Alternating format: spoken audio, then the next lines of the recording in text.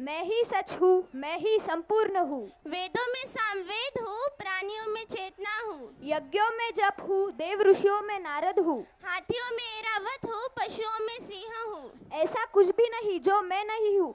धरती पे हर काल के हर युग में जब जब हानि होती है तब तब अधर्म का विनाश करने के लिए मैं ही जन्म लेता हूँ। मैं आप सभी को निमंत्रण देती हूँ उस यात्रा पर चलने का जो आपको जीवन का धर्म सिखाएगी, मनुष्य को धर्म सिखाएगी, कीचड़ से उठकर कमल बनने का कर्म सिखाएगी।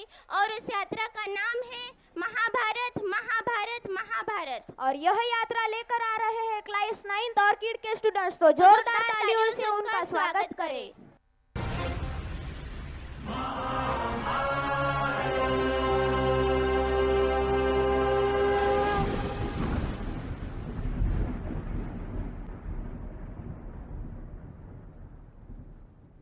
आकाश हूं मैं, वो आंख हूं जो सतत अनथक खुली रहती है।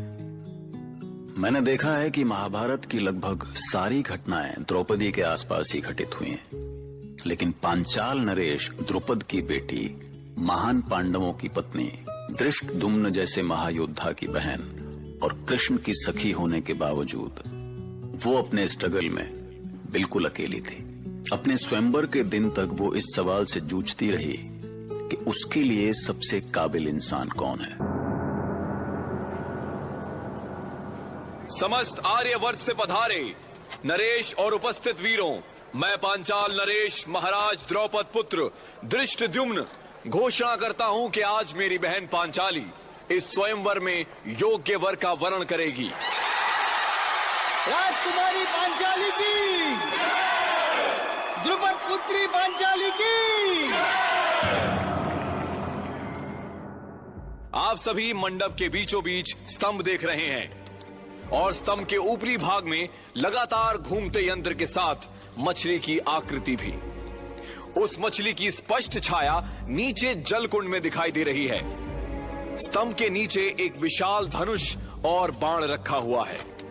उत्तम कुल और श्रेष्ठ बल से संपन्न जो धनुर्धर छाया को देखते हुए घूमते यंत्र के छेद से मछली की आंख का भेदन करेगा, पांचाल कुमारी उसी वीर का वर्ण करेंगी।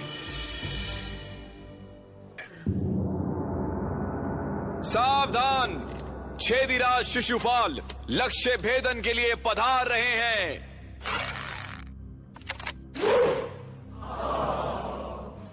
मुझे खेद है कि महाराज शिशुपाल लक्ष्य भेदन नहीं कर सके। अब मगधपति महाराज जरासंध लक्ष्य भेदन के लिए पधारेंगे। नहीं पांचाल कुमार, मैं यहाँ प्रतियोगिता में भाग लेने नहीं, पांचाल कुमारी को आशीर्वाद देने आया हूँ। जरासंध ने ऐसा क्यों कहा केशव? ये तो उनकी सद्भावना है महाराज द्रुपद, आप चिंता न करें। शांत शांत, महाराज शैल्य ने धनुष की प्रत्यंचा चढ़ा ली है, अब वो लक्ष्य भेदन करेंगे।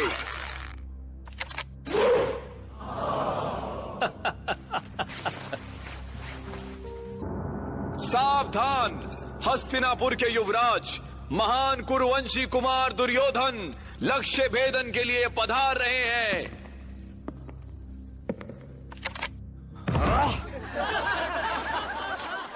बंद करो ये हंसी। ये देखो देखो, इस धनुष की प्रत्यंचा में ही दोष है। देखो, आर्यवर्त की भूमि पर कोई ऐसा पराक्रमी नहीं जो पांचाल कुमारी का वर्ण कर सके। पांचाल कुमार, मैं भी एक अवसर चाहता हूं। ब्राह्मण कुमार, आपने कसौटी को अच्छी तरह समझ तो लिया है ना?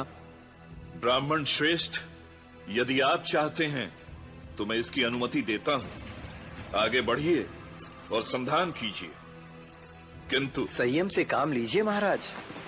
किसी के वेश से उसके कौशल का अनुमान मत लगाइए।